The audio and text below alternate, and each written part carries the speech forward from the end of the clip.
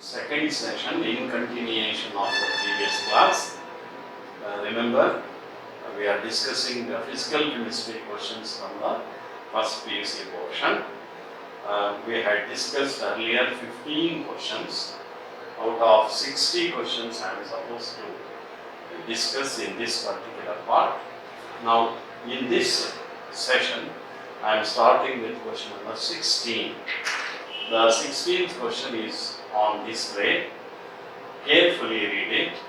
0.30 gram of an organic compound having carbon, hydrogen, oxygen on combustion gave 0.44 gram of carbon dioxide, 0.18 gram of water. If 0.5 mole of the compound weighs 30 grams, the molecular formula of the compound, 4 options are given. Not very easy problem. Alright, I will not give any pause for this question. I will straight away discuss this question myself. Nodi, you have been asked to find molecular formula. Molecular formula again, you class work madidri. Molecular formula equals empirical formula into N. N andre molecular mass divided by empirical formula mass. Andre you have to find empirical formula first. Our question, inta questions alli first ನೀವು empirical formula ಕಂಡುಹಿಡಿಯಬೇಕು. Empirical formula ಕಂಡುಹಿಡಿದು n ಇಂದ multiply ಮಾಡಿದ್ರೆ molecular formula ಆಗುತ್ತೆ. Empirical formula ಕಂಡುಹಿಡಿಯಬೇಕಾದ್ರೆ ಈ compound ಅಲ್ಲಿ 3 elements ಇದೆ ಅಂತ ಅವರೇ ಕೊಟ್ಟಿದ್ದಾರೆ. Carbon, hydrogen, oxygen. ಕಾರ್ಬನ್ ಎಷ್ಟು ಪರ್ಸೆಂಟ್ ಇದೆ, ಹೈಡ್ರೋಜನ್ ಎಷ್ಟು ಪರ್ಸೆಂಟ್ ಇದೆ, ಆಕ್ಸಿಜನ್ ಎಷ್ಟು ಪರ್ಸೆಂಟ್ ಇದೆ ಅಂತ first we must C the problem.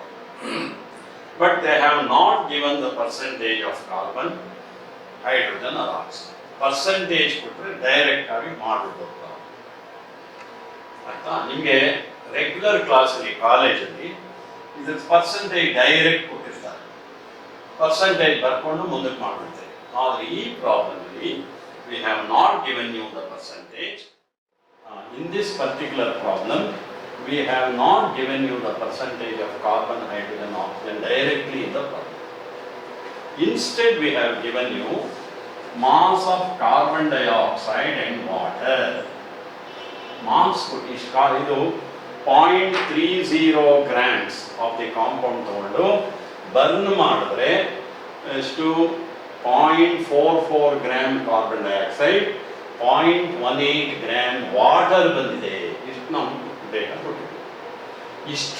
ಇಷ್ಟು ಡೇಟಾಯಿಂದ ನೀವು ಕಾರ್ಬನ್ ಎಷ್ಟು ಪರ್ಸೆಂಟ್ ಇದೆ, ಹೈಡ್ರೋಜನ್ ಎಷ್ಟಿದೆ, ಆಕ್ಸಿಜನ್ ಎಷ್ಟಿದೆ ಅಂತ ಮಾಡಿ. ನಾನು ಇದಕ್ಕೆ ಒಂದು ಫಾರ್ಮುಲಾ ಹೇಳಿಕೊಡ್ತೀನಿ. ಹೇಗೆ ಕಾಂಪೌಂಡ್ ಕೊಟ್ಟಾಗ ಕಾರ್ಬನ್ ಪರ್ಸೆಂಟೇಜ್ ಕಂಡುಹಿಡ್ಕೊಳ್ಳೋದು ಹೇಗೆ ನೋಡಿ. ಕಾರ್ಬನ್ ಡೈಆಕ್ಸೈಡ್ಗೆ ಮೋಲಾರ್ ಮಾಸು ಕ್ಯಾಲ್ಕುಲೇಟ್ ಮಾಡ್ಕೊಳ್ಳಿ. 12 + 16 × 2 32 ಅಂದರೆ 44 ಆಯಿತು. ಆಯ್ತಾ? 44 ಅಲ್ಲಿ ಕಾರ್ಬನ್ ಮಾತ್ರ ಎಷ್ಟಿದೆ, 12 ಇದೆ. ಫಸ್ಟ್ 12/44 ಮಾಡ್ಕೊಳ್ಳಿ. ಆಮೇಲೆ ಇಂಟು ನಮಗೆ ಎಷ್ಟು ಕಾರ್ಬನ್ ಡೈಆಕ್ಸೈಡ್ ಬಂದಿದೆ ಪ್ರಾಬ್ಲಮ್ನಲ್ಲಿ 0.18 gram. First 0.44 gram carbon dioxide ಬಂದಿದೆ.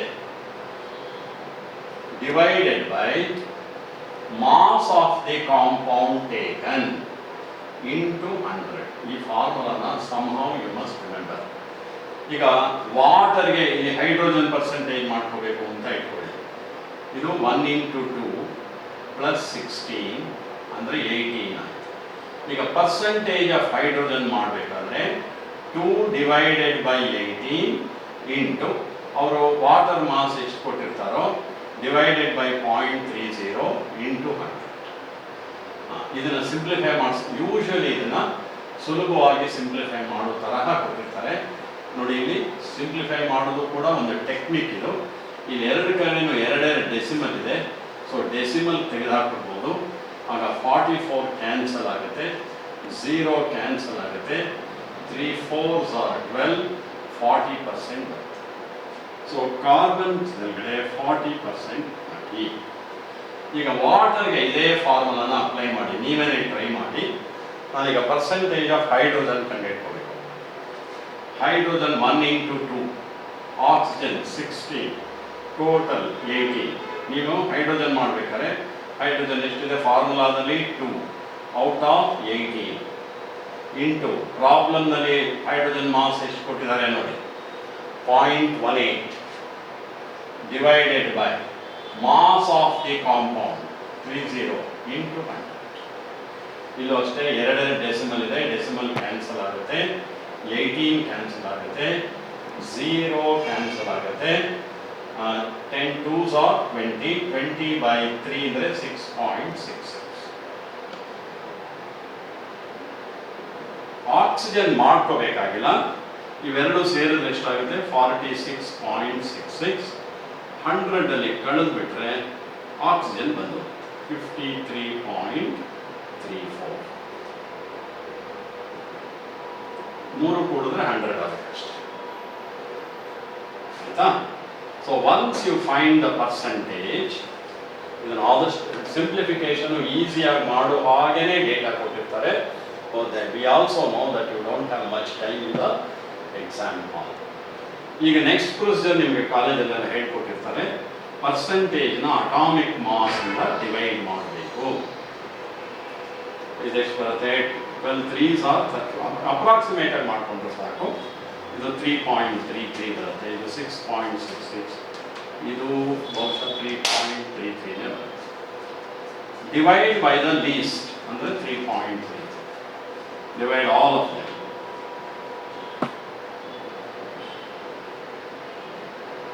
ಎಷ್ಟು ಬರುತ್ತೆ 1 2 1. So carbon is 1, hydrogen is 2, oxygen is 1. So empirical formula is CH2O. ಇದೆಲ್ಲ ಈ ಥರ ಪ್ರಾಬ್ಲಮ್ಸ್ ನೀವು ರೆಗ್ಯುಲರ್ ಕ್ಲಾಸಲ್ಲಿ ಮಾಡಿರ್ತೀರಿ. ಎಂಪೆರಿಕಲ್ ಫಾರ್ಮುಲಾ ಮಾಸ್ ಅಂದರೆ ಇದ್ರ ಅಟಾಮಿಕ್ ಮಾಸಸ್ ಎಲ್ಲ ಆ್ಯಡ್ ಮಾಡಿ 12 + 2 + 16 ಎಷ್ಟಾಯಿತು 30. This is called empirical formula mass. ಈಗ ಎಂಪೆರಿಕಲ್ ಫಾರ್ಮುಲಾ ಮಾಸ್ ಬಂದೋಯ್ತು 30. ಮಾಲಿಕ್ಯುಲಾರ್ ಮಾಸ್ ಕೊಟ್ಟಿಲ್ವಲ್ಲ, ಏನು ಮಾಡೋದು ನೋಡಿ. ಈ ಪ್ರಾಬ್ಲಮ್ನಲ್ಲಿ ಮಾಲಿಕ್ಯುಲಾರ್ ಮಾಸ್ ಕಂಡುಹಿಡಿಯೋದಕ್ಕೆ ಒಂದು ಹಿಂಟ್ ಕೊಟ್ಟಿದ್ದಾರೆ. 0.5 mole of the compound weighs 30 grams ಅಂತ ಕೊಟ್ಟಿದ್ದಾರೆ. therefore 1 mole weighs 60 grams. 1 moleಗೆ mass ಎಷ್ಟಿದೆ ಅನ್ನೋದೇ molecular mass. 1 mole weighs how much? That is called molecular mass. So molecular mass is 60, N is 2. Once you find N, empirical formula ಈಗಾಗಲೇ ಮಾಡ್ಕೊಂಡಿದ್ದೀರಿ, CH2O into N ಅಂದರೆ C2H4O2. That is the molecular formula, and we have given it as option A. ಸ್ವಲ್ಪ long ಇದೆ ಈ ಥರ question, ಖಂಡಿತ ನಾವು one of the previous ಪೇಪರ್ಸಿಂದಲೇ ತೊಗೊಂಡಿರೋದು. ಸೊ ಯು ಮಸ್ಟ್ ನೋ, ಇದೊಂದು ಪ್ರಾಬ್ಲಮ್ ನೀವು ಮಾಡೋದ್ರಿಂದ ಅನೇಕ ಪ್ರಿನ್ಸಿಪಲ್ಸ್ ಅರ್ಥ ಆಗುತ್ತೆ. ಕಾರ್ಬನ್ ಡೈಆಕ್ಸೈಡ್ ಮಾಸ್ ಕೊಟ್ಟಾಗ ಕಾರ್ಬನ್ ಪರ್ಸೆಂಟೇಜ್ ಮಾಡ್ಕೊಳ್ಳೋದು ಹೇಗೆ, ವಾಟರ್ ಮಾಸ್ ಕೊಟ್ಟಾಗ ಹೈಡ್ರೋಜನ್ ಪರ್ಸೆಂಟೇಜ್ ಮಾಸ್ ಮಾಡ್ಕೊಳ್ಳೋದು ಹೇಗೆ, how to get the empirical formula, how to get n, molecular mass ಅಂದರೆ ಏನು, 1 ಮೋಲ್ಗೆ ಮಾಸ್ ಎಷ್ಟಿದೆಯೋ ಅದೇನೇ ಮಾಲಿಕ್ಯುಲಾರ್ ಮಾಸ್. ಇದೆಲ್ಲ ಪ್ರಿನ್ಸಿಪಲ್ಸ್ ಅರ್ಥ ಆಗುತ್ತೆ. And I hope you have noted some of the important points I have told you. Okay, we are now going to question number 17. 12 liters of hydrogen, ಆಮೇಲೆ 11.2 liters of chlorine are mixed and exploded. The composition of the mixture by volume is ಅಂತ ಕೊಟ್ಟಿದ್ದೀನಿ. 4 options ಇದೆ. 24 liters of HCl, 0.8 liter of chlorine plus 20.8 liter of HCl, 0.8 liter of hydrogen and 22.4 liter of HCl, 22.4 liter of HCl. Question ಓದ್ಕೊಳ್ಳಿ, ಒಂದು 30 seconds pass ಅನ್ನು ಕೊಡ್ತೀನಿ. Try to at least try to do 1 or 2 steps on your own.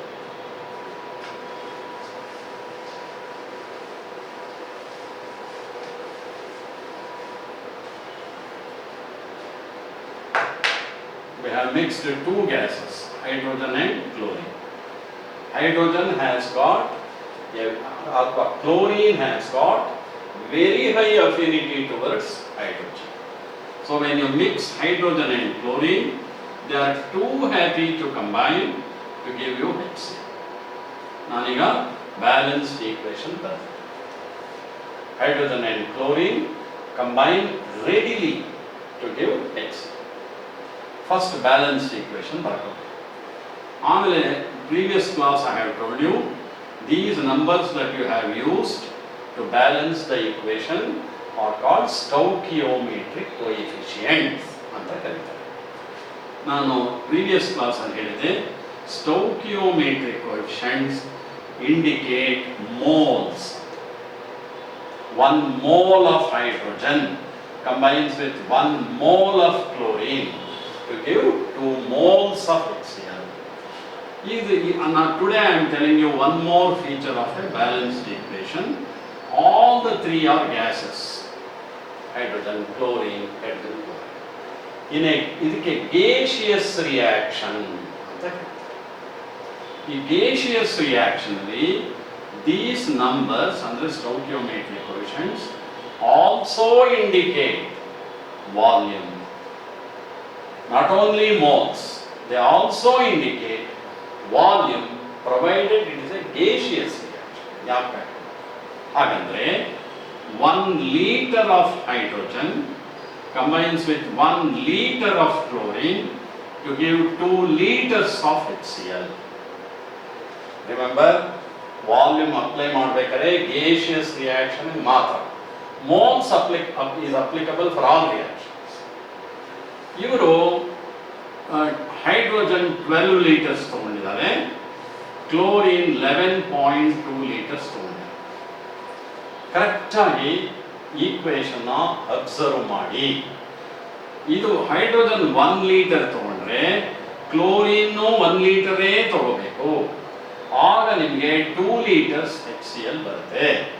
In this reaction volume of hydrogen and chlorine must be same, but they have not taken in same quantities. ಆಗ ನೋಡಿ, limiting ಯಾವುದನ್ನ ಕಡಿಮೆ ತಗೊಂಡಿದಾರೋ ಅದಕ್ಕೆ limiting reagent ಅಂತ ತಗೋತಾರೆ. ಇದು 12 liters ತಗೊಂಡ್ರೆ ಇದನ್ನೂ 12 liters ತಗೋಬೇಕಾಗಿತ್ತು, ಆದರೆ ತಗೊಂಡಿಲ್ಲ. They have taken less. What is that called? Limiting reagent. So 11.2 liters ಪೂರ ರಿಯಾಕ್ಟ್ ಆಗುತ್ತೆ, ಆದರೆ 12 liters ಖರ್ಚಾಗಲ್ಲ. ಇದೆಷ್ಟಿದೆಯೋ ಇದು ಅಷ್ಟೇ ರಿಯಾಕ್ಟ್, ಅಂದರೆ 12 liters ಪೈಕಿ 11.2 liters ಮಾತ್ರ ರಿಯಾಕ್ಟ್ ಆಗುತ್ತೆ. ಕ್ಲೋರಿನ್ ವಾಲ್ಯೂಮ್ ಎಷ್ಟಿದೆಯೋ ಅಷ್ಟೇ ಹೈಡ್ರೋಜನ್ ರಿಯಾಕ್ಟ್ ಆಗುತ್ತೆ. ನೋಡಿ, 11.2 liters of hydrogen combines with 11.2 liters of chlorine to give 2 HCl. Twice of 11.2 is 22.4. Take one statement. 11.2 liters of hydrogen combines with 11.2 liters of chlorine to give twice of 11.2, like 22.4 liters HCl. ನಿಮಗೆ reaction ಎಲ್ಲ ಮುಗಿದ ಮೇಲೆ 22.4 liters HCl ಬಂದಿರುತ್ತೆ. 12 liters ಅಲ್ಲಿ hydrogen ಎಷ್ಟು ಮಾತ್ರ ಖರ್ಚಾಯಿತು? 11.2. 0.8 liters hydrogen remains unreacted, which is been taken in excess. So reaction ಎಲ್ಲ ಮುಗಿದ ಮೇಲೆ ನಮ್ಮ ವೆಸಲ್ ಅಲ್ಲಿ 2 ಪ್ರಾಡಕ್ಟ್ ಇರುತ್ತೆ. 22.4 liters HCl ಒಂದು, 0.8 liters of hydrogen ಒಂದು ಇದನ್ನೇ ಕೇಳಿದ್ರು composition of the mixture after the reaction ಅಲ್ಲಿ ಕೊಟ್ಟಿದ್ದೀವಿ ನೋಡಿ ಯಾವ ಆಪ್ಷನ್ ಕರೆಕ್ಟ್ ಅಂತ ಆಪ್ಷನ್ ಸಿ ನೋಡಿ 0.8 liters of hydrogen and 22.4 liters of HCl. That is the answer. Such questions are very important for your exam. Limiting reagent ನೋಡ್ಕೋಬೇಕು.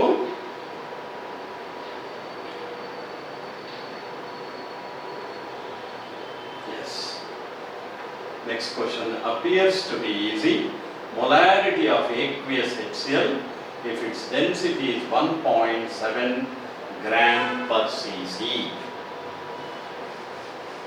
ನೋಡೋಣ ಸ್ವಲ್ಪ try ಮಾಡಿ.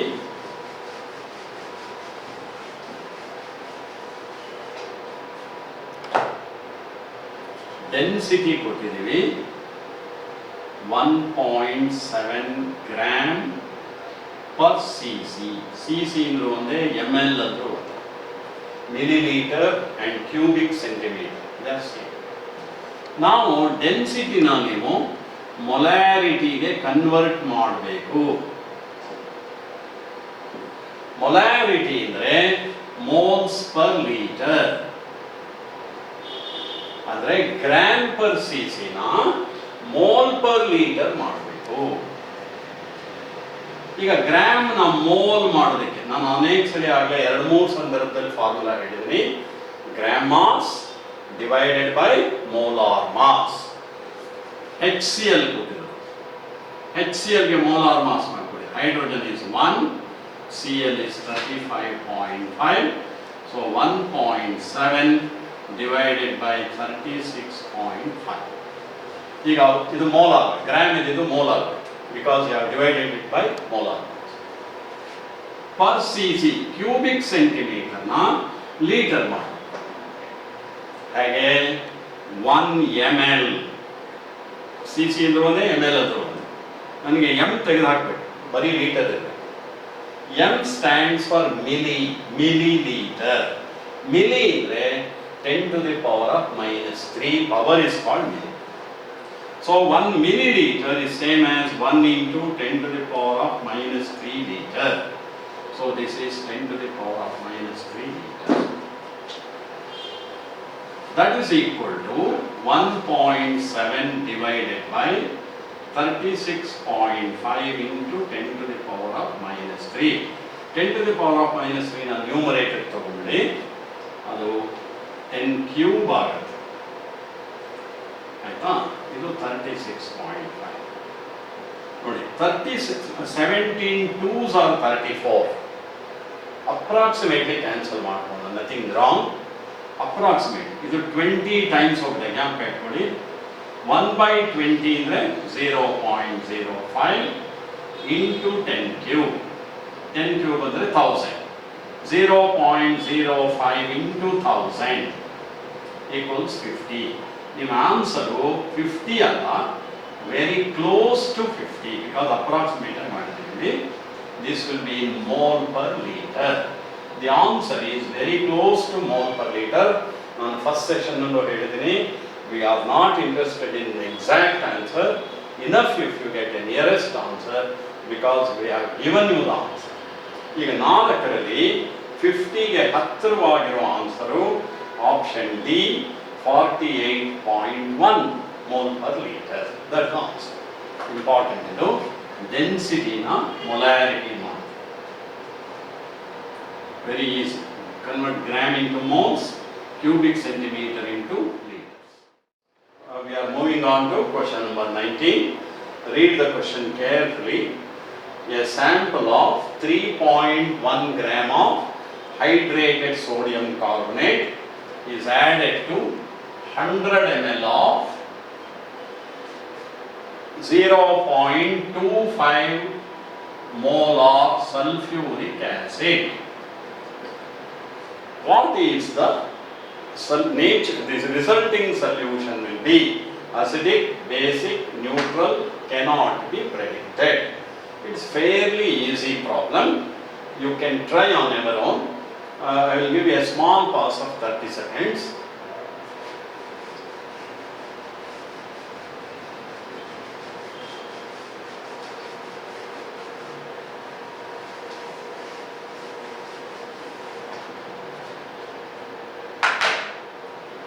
sodium carbonate hydrated is added to 100 ml of 0.25 molar sulfuric acid. The resulting solution will be, obviously, ಒಂದು small information ಹೇಳಿರ್ತೀನಿ. All carbonates are bases. All carbonates. All hydroxides are also bases. NaOH, KOH, etc. ಹಾಗೆ sodium carbonate, potassium carbonate, calcium carbonate, any carbonate is a base. It reacts with acid to give salt. So acid-base reaction is called neutralization. ಈಗ ನಾನು equation ಬರೀಲೇಬೇಕಿತ್ತಲ್ಲ. Na2CO3 dot H2O plus H2SO4. Guess ಮಾಡ್ಬೋದು ನೀವು product. Salt ಬರಬೇಕು. Salt will be Na2SO4 plus CO2 plus H2O plus H2O 2H2. Salt ಅಲ್ಲಿ ಒಂದು water ಇದೆ, plus ಒಂದು ವಾಟರ್. ಸೊ ಇದೇ ಸಾಲ್ಟ್ ಬರೋದು. ಇದೇನೆ ಬೇಸ್ ಪ್ಲಸ್ ಆಸಿಡ್ ಇವು salt plus water. Addition carbon dioxide ಒಂದು ಬರುತ್ತೆ, carbonates. Remember always, whenever a carbonate is treated with an acid, carbon dioxide is liberated. ಇದನ್ನು ನೀವು ಸಾಲ್ಟ್ ಅನಾಲಿಸಿಸ್ ಅಲ್ಲೂ ಮಾಡಿದ್ದೀರಿ. Carbonate first group acid right. Dilute HCl ಹಾಕಿದ್ರೆ ತಕ್ಷಣ ನೊರೆ, ಸೋಪಿನ ನೊರೆ ಬಂದಾಗ ಬರುತ್ತೆ. That is evolution of carbon dioxide which we call effervescence. ಈಗ ನಾವು ಎಷ್ಟು we have taken 3.1 gram of this and 100 ml of 0.25 molar sulfuric acid. Reaction ಎಲ್ಲ ಆಯಿತು. ನಮಗೆ ಕೇಳಿದ್ದಾರೆ, ರಿಯಾಕ್ಷನ್ ಆದಮೇಲೆ ಈ ಸೊಲ್ಯೂಷನ್ ಅಸಿಡಿಕ್ ಇರುತ್ತಾ, ಬೇಸಿಕ್ ಇರುತ್ತಾ, ನ್ಯೂಟ್ರಲ್ ಇರುತ್ತಾ, ಅಥವಾ ಆ ಥರ ಹೇಳೋಕ್ಕಾಗೋದಿಲ್ಲ ಅಂತ ಕೇಳಿದೆ. ನೋಡಿ ಇಲ್ಲಿ ಈಗ 100 ಇಲ್ಲಿ ಫಸ್ಟ್ ಮೋಲಾರ್ 3.1 ಗ್ರಾಮ್ನ ಮೋಲ್ಸ್ ಮಾಡಿ. ಆ ಮೋಲ್ಸ್ ಮಾಡ್ಬೇಕಾದ್ರೆ ಏನು formula? Gram mass divided by molar mass. Usually ಕ್ವಶನಲ್ಲಿ ಅಟಾಮಿಕ್ ಮಾಸು ಸೋಡಿಯಂಗೆ ಕೊಟ್ಟಿರ್ತಾರೆ. ನಾನಿಲ್ಲಿ ಅಸ್ಯೂಮ್ ಮಾಡ್ಕೊತೀನಿ 23 × 2 46. ಕಾರ್ಬನ್ಗೆ 12. ಕಾರ್ಬನ್ಗೆ ಕೊಟ್ಟಿರಲ್ಲ, you are suppose to remember. O3 ಅಂದರೆ 16 3s are 48. H2Oಗೆ 16 + 2 18. ಒಟ್ಟು 8 × 8 16 × 24 3 4 7 8 4 12 124. 8 + 8 yes 24. 6 + 1 8 7 7 + 5 12. ಸೊ 124 ಇಂದ ನೀವು ಡಿವೈಡ್ ಮಾಡಬೇಕು. ಯೂಶಿಯಲಿ ಗೊತ್ತಾಯ್ತಾ? ಯೂಶಿಯಲಿ ಕರೆಕ್ಟಾಗಿ ಡಿವೈಡ್ ಆಗೋ ಹಾಕ್ಕೊಟ್ಟಿರ್ತಾರೆ ನೋಡಿ. 3.1ನ ಸ್ವಲ್ಪ ನೀವು ಅಬ್ಸರ್ವ್ ಮಾಡಿದ್ರೆ 31 × 10⁻⁻1 ಅಂತ ಬರ್ಕೋಬೋದು. 31 4s are 124. 1/4 is 0.25. 0.25 × 10⁻⁻1 is 0.025. ಅಂದರೆ ನಾನು ಇದನ್ನು 0.025 ಮೋಲ್ಸ್ ತಗೊಂಡಿದ್ದೀನಿ. ಅಂದರೆ 3.1 ಗ್ರಾಮ್ ಅಂದರೂ ಒಂದೇ, 0.025 ಮೋಲ್ಸ್ ಅಂದರೂ ಒಂದೇ. ನಾವು ಯಾಕೆ ಮೋಲ್ಸ್ ಮಾಡ್ಕೋಬೇಕು? ಇಷ್ಟೆಲ್ಲ ಕಷ್ಟಪಟ್ಟು ಯಾಕೆಂದರೆ ನಮ್ಮ balanced equation speaks in terms of moles, not in grams. ನಮಗೆ ಗ್ರಾಮ್ ಲೆಕ್ಕಾಚಾರ ಕೊಡೋದಿಲ್ಲ. ನೀವು ಬ್ಯಾಲೆನ್ಸ್ಡ್ ಈಕ್ವೇಷನಲ್ಲಿ ಏನೇ ಪ್ರಾಬ್ಲಮ್ ಮಾಡಬೇಕಾದ್ರೂ ಮೋಲ್ಸಲ್ಲಿ ಮಾಡಬೇಕು. Because our stoichiometric coefficient speaks only moles, not grams. So 3.1 gram of sodium carbonate water is same as 0.025 moles. Illu moles ಮಾಡ್ಕೋಬೇಕು. 100 ml of 0.25. ನಾನೀಗ ಮೋಲ್ಸ್ಗೆ ಒಂದು ಫಾರ್ಮುಲಾ ಈಗಾಗಲೇ 4-5 ಸತಿ ರಿಪೀಟ್ ಮಾಡಿದ್ದೀನಿ, gram mass divided by molar mass. ಇನ್ನೊಂದು formula ಹೇಳ್ಕೊಡ್ತೀನಿ, ಈಗ moles ಕಂಡಿದೆ. ಇಲ್ಲಿ ಗ್ರಾಮ್ ಕೊಟ್ಟಿಲ್ಲ, ವಾಲ್ಯೂಮ್ ಕೊಟ್ಟಿದ್ದಾರೆ, ಮೊಲಾರಿಟಿ ಕೊಟ್ಟಿದ್ದಾರೆ. ವಾಲ್ಯೂಮ್ ಮತ್ತು ಮೊಲಾರಿಟಿ ಕೊಟ್ಟಾಗ ಒಂದು ಫಾರ್ಮುಲಾ ಇದೆ ಮೋಲ್ಸ್ ಮಾಡೋಕ್ಕೆ. Volume in litres into molarity, ಇದು formula. Number of moles equals volume in litres into molarity. Volume ಅವ್ರು ಯಾವ ಯೂನಿಟ್ ಅಲ್ಲಾರ ಕೊಡಲಿ, ನೀವು ಲೀಟರ್ಸ್ ಅಲ್ಲಿ ಬರ್ಕೋಬೇಕು, ಮೊಲಾರಿಟಿಯಿಂದ ಮಲ್ಟಿಪ್ಲೈ ಮಾಡಬೇಕು. 100 ml ಅಂದರೂ ಒಂದೇ, 100 ಡಿವೈಡೆಡ್ ಬೈ 1000 ಅಂದರೆ 0.1 ಲೀಟರ್ ಅಂದರೂ into molarity 0.25. What is 0.1 into 0.25? 0.025. ಇದು 0.025 ಮೋಲ್ಸೇ ಆಯಿತು ಅಲ್ವಾ? ಈಗ we have taken 0.025 moles of this and 0.025 moles of this. ನಮ್ಮ ಈಕ್ವೇಷನ್ ನೋಡೋಣ. 1 ಮೋಲ್ ತಗೊಂಡ್ರೆ ಇದು 1 ಮೋಲ್ ತಗೋಬೇಕು, ನಮ್ಮ ಈಕ್ವೇಷನ್ ಹೇಳ್ತಾರೆ. ಇದು ಹಾಫ್ ಮೋಲ್ ತಗೊಂಡ್ರೆ ಇದು ಹಾಫ್ ತಗೋಬೇಕು. 1 and 1, 1:1. ಇದು 0.025 ತಗೊಂಡ್ರೆ ಇದು 0.025 ತಗೋಬೇಕು. ಅಂದ್ರೆ ಕರೆಕ್ಟಾಗಿ ತಗೊಂಡಿದ್ದಾರೆ. ರಿಯಾಕ್ಷನ್ ಆದ್ಮೇಲೆ ಇದು ಎಕ್ಸಸ್ ಉಳ್ಕೊಳ್ಳಲ್ಲ, ಇದು ಇದೇನಾರ ಎಕ್ಸಸ್ ಇದ್ದರೆ ಅಸಿಡಿಕ್ ಆಗ್ತಾ ಇತ್ತು, ಇದು ಎಕ್ಸಸ್ ಇದ್ದಿದ್ರೆ ಬೇಸಿಕ್ ಆಗ್ತಾ ಇತ್ತು. ಯಾವುದು ಉಳ್ಕೊಳ್ಳದೆ ಇರೋದ್ರಿಂದ solution will be neutral. So option C. ನಾವು we shall move on to question number 20. Again careful ಆಗಿ ಓದೋದು ಆಮೇಲೆ ಅರ್ಥ ಮಾಡ್ಕೊಳ್ಳೋದು very important. It's equally important as working the problem. 1 mole of NH4Cl and 2 mole of NaOH are heated and treated with water. What amount of HCl is required for neutralizing the resulting mixture? Options are 2, 1, 3, 4. Not very easy problem. ಸ್ವಲ್ಪ skill based problem ಇದು. ಒಂಚೂರು ಅರ್ಥ ಮಾಡಿಕೊಂಡು ಮಾಡಬೇಕು. I will give you a hint. Unless you write a balanced equation, you can't do this problem. Because all these questions are on stoichiometry and they are based on balanced chemical equations. So, NH4Cl and NaOH are heated. NH4Cl ಅಂದ್ರೆ ammonium chloride. ಆಮೇಲೆ NaOH are together heated. ಒಂದು hint ಹೇಳಿರ್ತೀನಿ ನಿಮಗೆ, ಇದನ್ನು ನೀವು salt analysis ಕ್ಲಾಸಲ್ಲೂ ಮಾಡಿದ್ರಿ. Test for ammonium salt ಯಾಪಿಸ್ಕೊಡಿ. Any ammonium salt is heated with NaOH, you get the pungent smelling ammonia gas. ಒಂದು ಸಾಲ್ಟ್ಗೆ NaOH ಹೀಟ್ ಮಾಡಿದಾಗ ಪಂಜೆಂಟ್ ಸ್ಮೆಲ್ ಬಂದರೆ ಇಟ್ಸ್ ಅನ್ ಅಮೋನಿಯಂ ಸಾಲ್ಟ್ ಅಂತ ಅಮೋನಿಯಾ ಗ್ಯಾಸ್ ಬರುತ್ತೆ. when any ammonium salt is heated with NaOH, you get ammonia, NH3 plus of course NaCl plus H2.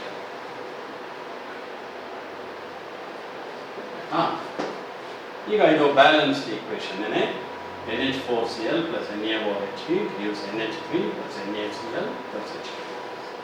ಈಗ ನೋಡೋಣ ಏನೇನು ತಗೊಂಡಿದ್ದಾರೆ. ಇದು 1 ಮೋಲ್ ತಗೊಂಡಿದ್ದೀವಿ ಅಂತ ಡೈರೆಕ್ಟ್ ಆಗಿ ಮೋಲಲ್ಲೇ ಕೊಟ್ಟಿದ್ದಾರೆ. 1 ಮೋಲೇ ತಗೋಬೇಕಾಗಿತ್ತು ನಮ್ಮ ಈಕ್ವೇಷನ್ ಪ್ರಕಾರನು, ಅವರು ಕರೆಕ್ಟಾಗಿ 1 ಮೋಲ್ ತಗೊಂಡಿದ್ದಾರೆ. ಆದರೆ NaOH ನ 2 ಮೋಲ್ಸ್ ತಗೊಂಡಿದ್ದಾರೆ. ನಮ್ಮ ಈಕ್ವೇಷನ್ ಪ್ರಕಾರ ಎಷ್ಟು ತಗೋಬೇಕಾಗಿತ್ತು? 1 mole. So this is taken in excess, this is taken in smaller quantity. ಆದ್ರಿಂದ ಇದು ಲಿಮಿಟಿಂಗ್ ರಿಯೇಜೆಂಟ್. ಅಂದ್ರೆ ಯಾವ್ದು ಕಡಿಮೆ ತಗೊಂಡಿದೀವೋ ಅದು ಉಳಿಯೋದಿಲ್ಲ, ಯಾವ್ದು ಜಾಸ್ತಿ ತಗೊಂಡಿದೀವೋ ಅದು ರಿಯಾಕ್ಷನ್ ಆದ್ಮೇಲೆ ಸ್ವಲ್ಪ ಎಕ್ಸಸ್ ಉಳ್ಕೊಳ್ಳುತ್ತೆ. ಇದು ಎಷ್ಟು ಖರ್ಚಾಗುತ್ತೆ ಅಂದ್ರೆ ಇದೆಷ್ಟು ತಗೊಂಡಿದ್ರು ಇದು ಅಷ್ಟೇ ಖರ್ಚಾಗುತ್ತೆ. ಇದು 1 ಮೋಲ್ ತಗೊಂಡ್ರೆ ಇದು 1 ಮೋಲ್ ಮಾತ್ರ ಖರ್ಚಾಗುತ್ತೆ. ರಿಯಾಕ್ಷನ್ ಮುಗಿದ ಮೇಲೆ 1 ಮೋಲ್ ಆಫ್ NaOH ಎಕ್ಸಸ್ ಉಳ್ಕೊಳ್ಳುತ್ತೆ. ಆಯ್ತಾ? ಸೊ ನಮ್ಮ ಹತ್ರ ರಿಯಾಕ್ಷನ್ ಮುಗಿದ ಮೇಲೆ 1 mole of NaOH is left in excess. Question ಅಲ್ಲಿ ಹೇಳ್ತಾರೆ ಹೀಟ್ ಮಾಡಿದ್ಮೇಲೆ ಏನು ಮಾಡಿದ್ದಾರೆ ಅಂತ ಹೇಳಿದ್ದಾರೆ. 2 mole heated and treated with water ಅಂತ ಹೇಳಿ ಹೀಟ್ ಆದ್ಮೇಲೆ ವಾಟರ್ ಹಾಕ್ಬಿಟ್ಟಿದ್ದಾರೆ. ವಾಟರ್ ಹಾಕಿದ್ರೆ ammonia is highly soluble in water and becomes NH4OH. ಅಲ್ಲಿಗೆ 1 mole ಅಮೋನಿಯಂ ಕ್ಲೋರೈಡ್ ರಿಯಾಕ್ಟ್ ಆದರೆ 1 mole ಅಮೋನಿಯಾ ಬರುತ್ತೆ, ಅಮೋನಿಯಂ ಹೈಡ್ರಾಕ್ಸೈಡ್ ಬರುತ್ತೆ. So 1 mole of sodium hydroxide, 1 mole of ammonium hydroxide put together 2 moles of base. ಇದು ಬೇಸು. All OH compounds are bases. 2 moles of base ಆಯಿತು. ಇದನ್ನ ಏನ್ ಮಾಡಬೇಕು? ಇದನ್ನ ನ್ಯೂಟ್ರಲೈಸ್ ಮಾಡಬೇಕು. ಇದು ಬೇಸ್. ಇದನ್ನ ನ್ಯೂಟ್ರಲೈಸ್ ಮಾಡಬೇಕಾದ್ರೆ ಆಸಿಡ್ ಹಾಕಿ. ಅವರು ಏನು ಕೇಳಿದ್ದಾರೆ? HCl ಹಾಕಿದ್ರೆ ನಮ್ಗೆ ಎಷ್ಟು ಬೇಕಾಗುತ್ತೆ ಅಂತ ಕೇಳಿದ್ದಾರೆ. 2 moles of ಬೇಸ್ಗೆ 2 moles of HCl ಹಾಕಿದ್ರೆ ಕಂಪ್ಲೀಟ್ ಆಗಿ ನ್ಯೂಟ್ರಲೈಸ್ ಆಗುತ್ತೆ. ಅಂದ್ರೆ ಇಷ್ಟು ರಿಯಾಕ್ಟ್ ಆಗುತ್ತೆ. H2SO4 ಅಂತ ಕೇಳಿದ್ದಿದ್ರೆ ಹಾಫ್ ಮೋಲ್ ಹಾಕಿ, ಇದರಲ್ಲಿ ಅರ್ಧ ಹಾಕಿ 1 mole ಹಾಕಿ. ಯಾಕಂದ್ರೆ H2 ಇದೆ. HCl ಆದರೆ ಒಂದೇ H ಇರೋದು, ಮೋನೋಬೇಸ್. ಇದೆಷ್ಟಿದೆಯೋ ಇದು ಅಷ್ಟೇ. H2SO4 ಅಂತ ಕೇಳಿದ್ರೆ ಇದು ಅರ್ಧ, ಎರಡರಲ್ಲಿ ಅರ್ಧ, half mole, half of 2, 1 mole ಹಾಕಿದ್ದಿದ್ರೆ ಸಾಕಾಗ್ತಾ ಇತ್ತು. ಇಲ್ಲಿ H2SO4 ಕೇಳಿಲ್ಲ, HCl ಕೇಳಿದ್ರು. 2 moles ಆಫ್ ಬೇಸ್ಗೆ 2 moles ಆಫ್ HCl ಬೇಕು. ಸ್ವಲ್ಪ ಇಂಟೆಲಿಜೆಂಟ್ ಪ್ರಾಬ್ಲಮ್, ಇದಕ್ಕೆ ಸ್ಕಿಲ್ ಬೇಸ್ಡ್ ಪ್ರಾಬ್ಲಮ್ ಅಂತ ಕರಿತೀವಿ. ಆಪ್ಷನ್ ಎ ಇಸ್ ನಾನು ಇನ್ನೂ ಒಂದ್ಸತಿ ಬೇಕಾದ್ರೆ I will repeat. Any ammonium salt when heated with NaOH gives pungent smelling ammonia gas. So that's what we have done. ಇದು ಸಿಲ್ಬಸ್ ಇರಲಿಲ್ಲ ಅಂದರೆ ಸಾಲ್ಟ್ ಅನಾಲಿಸಿಸ್ ಇದೆ. Test for ammonium salt.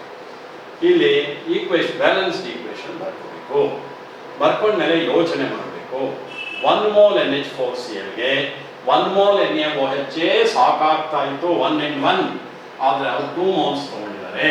ಅಂದ್ರೆ 1 mole ಮಾತ್ರ ಖರ್ಚಾಗುತ್ತೆ. ಇದು 1 mole NaOH ಎಕ್ಸಸ್ ಉಳ್ಕೊಳ್ಳುತ್ತೆ. ಅನೇಕ ಜನ 90% ಸ್ಟೂಡೆಂಟ್ಸು ಬರೀ NaOH ಮೇಲೆ ಗಮನ ಇಟ್ಟಿರ್ತಾರೆ. ಪ್ರಾಡಕ್ಟ್ ಅಲ್ಲಿ ಬೇರೆ ಅಮೋನಿಯಾ ಇದೆ, ಅದನ್ನ ನೀರು ಹಾಕಿದ್ದೀವಿ ಅಂತಾರೆ. Ammonia is highly soluble in water, it becomes NH4OH. 1 ಇಂದ 1 ಬರುತ್ತೆ. 1 mole ಖರ್ಚಾದ್ರೆ ಇದು 1 mole ಬರುತ್ತೆ, ಅಂದ್ರೆ ಇದು 1 mole ಬರುತ್ತೆ. ಸೊ 2 mole ಬೇಸ್ ಆಯಿತು. 2 mole ಬೇಸ್ಗೆ 2 mole ಆಸಿಡ್ HCl ಹಾಕಬೇಕು. ಕಂಪ್ಲೀಟ್ ಆಗ್ತಾರೆ. Option A is Number 21 we are discussing now. Which of the following is least ionic? It's fairly easy question. FeCl2, ZnCl2, ZdCl2, MgCl2. ನಾಲ್ಕು option ಇದೆ. Fairly easy question. Try to answer it as quickly as possible. Question is, which of the following is least ionic? ನೋಡಿ, ನಾನು ಒಂದೆರಡು ಮೂರು hint ಕೊಟ್ಟಿರ್ತೀನಿ. ಯಾವುದೇ salt ಕೊಟ್ಟರೆ AB ಅಂತ ಒಂದು ಸಾಲ್ಟ್ ಇದೆ, A+, B-. Cation should be larger. ಅಂದ್ರೆ larger the positive ion, more the ionic property. The anion should be smaller. So, one ionic compound andre it will be more ionic when the cation is larger, anion is smaller. ಇಲ್ಲಿ ಎಲ್ಲಾದರೂ anion chloride ಕೊಟ್ಟಿದ್ದಾರೆ. 4 salt ಅಲ್ಲೂ chloride ಇದೆ. ಆದ್ದರಿಂದ you can't answer this question by taking negative ion, because negative ion is same in all the four. You have to compare it with only positive ion. ಮೊದಲನೇದಲ್ಲಿ Fe2+ ಇದೆ, ZnCl2 ಅಂದ್ರೆ Zn2+ ಇದೆ, Cd2+,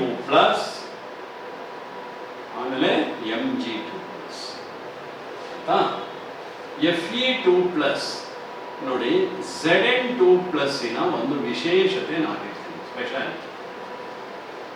ಜಿಂಕ್ಗೆ atomic number 30. ಎಲ್ಲಿ sir ನಮಗೆ zinc ಎಲ್ಲಿ ಬಂದಿದೆ? ನಿಮಗೆ D block elements ಅಲ್ಲಿ zinc ಬಗ್ಗೆ ಡಿಟೇಲ್ ಆಗಿ ಹೇಳಿರ್ತಾರೆ, ಕೋಆರ್ಡಿನೇಷನ್ ಕಾಂಪೌಂಡ್ಸ್ ಅಲ್ಲೂ ಹೇಳಿರ್ತಾರೆ. ಆದ್ರಿಂದ ಈ ಕ್ವಶನ್ ಕೇಳಿರ್ತಾರೆ. 30 atomic number 30. 2 ಪ್ಲಸ್ ಅಂದರೆ 30 ಎಲೆಕ್ಟ್ರಾನ್ಸ್ ಇರುತ್ತೆ. 2 ಪ್ಲಸ್ ಅಂದರೆ 2 ಕಳಿಬೇಕು, 28 ಎಲೆಕ್ಟ್ರಾನ್ಸ್ ಇರುತ್ತೆ. Zn2 plus. ಇದಕ್ಕೆ ಕಾನ್ಫಿಗರೇಷನ್ ಬರೆದ್ರೆ it will be argon S 3d10 4s2. ಇದು configuration. Argon 3d10 4s2. 4s2 ಹೊರಟೋಗಿರುತ್ತೆ, -2 electrons. This is the configuration of Zn2 plus. Observe ಮಾಡಿ, argon is a noble gas. 3d10 completely filled. The maximum capacity of D is 10, all the 10 electrons are there. ಈ ಥರ configuration ಇದ್ರೆ,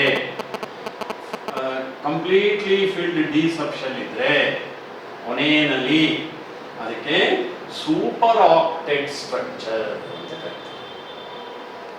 ಬರೀ Nobel gas ಮಾತ್ರ ಇದ್ರೆ noble gas structure, octet structure. 3d10 ಇದ್ರೆ ಅಂದ್ರೆ last ಶೆಲಲ್ಲಿ D ಮಾತ್ರ ಇರಬೇಕು, 4s2 ಹೊರಟೋಗಿರುತ್ತೆ, -2 ಮಾಡಿ. ಇದಕ್ಕೆ ಸೂಪರ್ ಆಕ್ಟೆಟ್ ಸ್ಟ್ರಕ್ಚರ್ ಅಂತ ಇರುತ್ತೆ. ಸೂಪರ್ ಆಕ್ಟೆಟ್ ಸ್ಟ್ರಕ್ಚರ್ ಇದ್ರೆ ಸೈಜ್ ಕಡಿಮೆ, atomic size is less. So ಈ 4 ಅಯಾನ್ಸ್ ಪೈಕಿ Zn2 plus is the smallest. ಹಾಗಾಗಿ ಕೇಟಯಾನ್ ಸ್ಮಾಲರ್ ಆಗಿಬಿಟ್ರೆ ಅಯಾನಿಕ್ ಕ್ಯಾರೆಕ್ಟರ್ ಕಡಿಮೆ ಆಗುತ್ತೆ. ನಾವು ಕ್ವಶನ್ ಕೇಳಿರೋದು ಲೀಸ್ಟ್ ಅಯಾನಿಕ್ ಅಂತ, ಅಂದರೆ ZnCl2 ಬರೀಬೇಕು. ಇಷ್ಟು ವಿಚಾರ ಗೊತ್ತಿರಬೇಕು. It's a informative questions. You must make a note of this. Ions having superoctet structure are more stable and have least atomic size.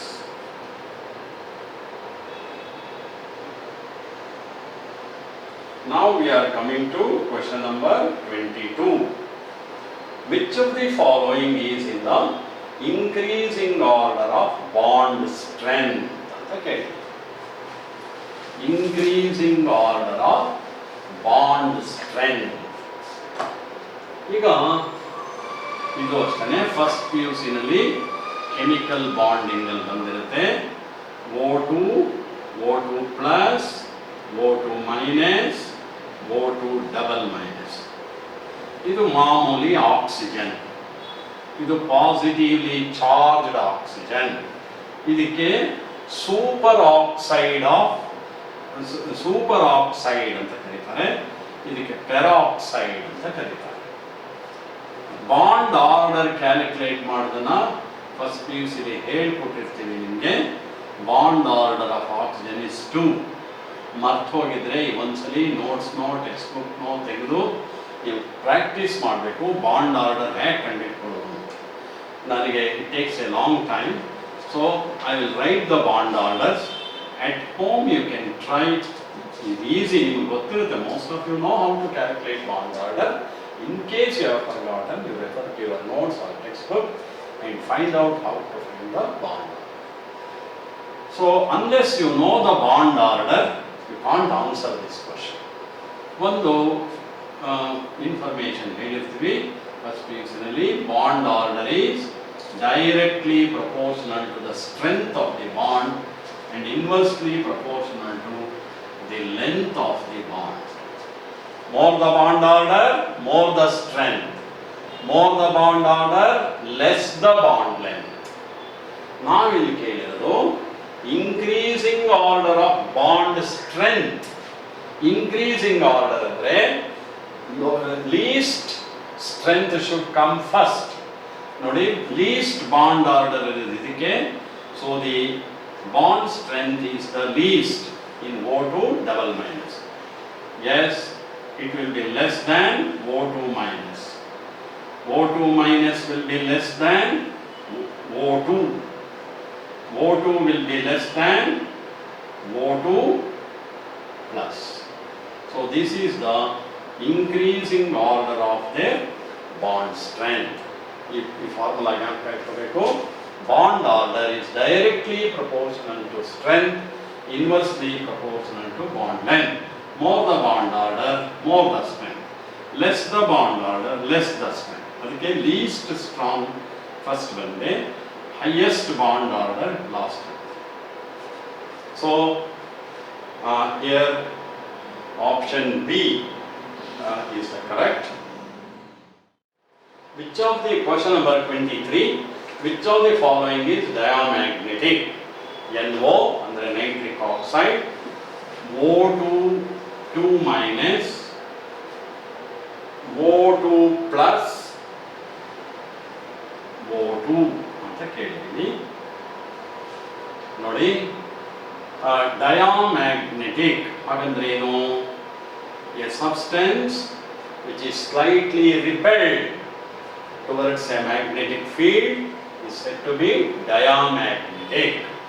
Any substance which gets slightly attracted towards magnetic field is paramagnetic. So now ಕೇಳಿದ್ದು diamagnetic. ಯಾವುದೇ substance diamagnetic ಆಗಬೇಕಾದ್ರೆ ಅದರಲ್ಲಿ unpaired electrons ಇರಬಾರ್ದು. Unpaired electron ಇದ್ರೆ paramagnetic, ಇಲ್ಲದೆ ಹೋದರೆ diamagnetic. Easy ನೋಡಿ. ಈಗ ನೈಟ್ರೋಜನ್ ಅಲ್ಲಿ ವೇಲೆನ್ಸ್ ಎಲೆಕ್ಟ್ರಾನ್ಸ್ 5 ಇದೆ, ಆಕ್ಸಿಜನ್ ಅಲ್ಲಿ 6 ಇದೆ, ಟೋಟಲ್ ಮಾಡಿದ್ರೆ 11. Whenever the number of electrons is odd, one electron remains unpaired. So ಇದರಲ್ಲಿ unpaired electron ಇದೆ, ಆದ್ದರಿಂದ ಇದು ಪ್ಯಾರಾಮ್ಯಾಗ್ನೆಟಿಕ್. ಕ್ಲಾಸಲ್ಲಿ ಹೇಳಿರ್ತೀವಿ O2 ಪ್ಲಸ್ ಮತ್ತು O2 ಎರಡೂ ಕೂಡ ಪ್ಯಾರಾಮ್ಯಾಗ್ನೆಟಿಕ್. O2 ನಲ್ಲಿ 2 ಅನ್ಪೇರ್ಡ್ ಎಲೆಕ್ಟ್ರಾನ್ಸ್ ಇರುತ್ತೆ, ಇದರಲ್ಲಿ 1 ಇರುತ್ತೆ. Both of them are paramagnetic. O2 2 minus ಅಲ್ಲಿ no unpaired electron, therefore it is diamagnetic. Answer is O2 2 minus. ಇದಕ್ಕೆ ಫಸ್ಟ್ PUC ಕೆಮಿಕಲ್ ಬಾಂಡಿಂಗ್ ಅಲ್ಲಿ ಬಾಂಡ್ ಆರ್ಡರ್ ನ ಹೇಳಿದಲ್ಲ, ಆ ಬಾಂಡ್ ಆರ್ಡರ್ ಮಾಡುವಾಗಲೇ ಹೇಳಿರ್ತೀವಿ ಇದೆಲ್ಲ. ಅನ್ಪೇರ್ಡ್ ಎಲೆಕ್ಟ್ರಾನ್ಸ್ ಎಷ್ಟಿದೆ ಅಥವಾ ಇಲ್ವಾ. Question number 24. Arrange K plus, Ca2 plus, Mg2 plus and Be2 plus in the increasing order of their polarizing power. Correct agi ಯೋಚನೆ ಮಾಡಿ. I will give you a small pass. Not a very difficult question. ಈಗ polarising power ಅಂದ್ರೆ ಏನು ಗೊತ್ತಾ ನೋಡಿ. ಈಗ K plus Cl minus ಇದೆ ಅಂತ. ಪೋಲರೈಸಿಂಗ್ ಪವರ್ ಅಂದ್ರೆ ಈ ಪಾಸಿಟಿವ್ ಅಯಾನು ಈ Cl ಮೈನಸ್ ಸುತ್ತ ಇರೋ ಎಲೆಕ್ಟ್ರಾನ್ ಕ್ಲೌಡ್ ಇದೆಯಲ್ಲ, ಇದನ್ನು ಎಷ್ಟು ಡಿಫಾರ್ಮ್ ಮಾಡುತ್ತೋ, ಡಿ ಶೇಪ್ ಮಾಡಬಲ್ಲದೋ ಅದಕ್ಕೆ ಪೋಲರೈಸಿಂಗ್ ಪವರ್ ಅಂತ ಕರೀತಾರೆ. ಈ polarizing power, it depends on the size of the ion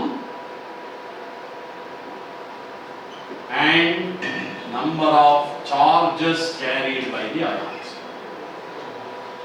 Size of the ion kadame iddashtu polarizing power ಜಾಸ್ತಿ, number of charges ಜಾಸ್ತಿ ಇದ್ದಷ್ಟು polarizing power ಜಾಸ್ತಿ. Smaller the size of the ion, more the polarizing power. Greater the number of charges, greater the polarizing power.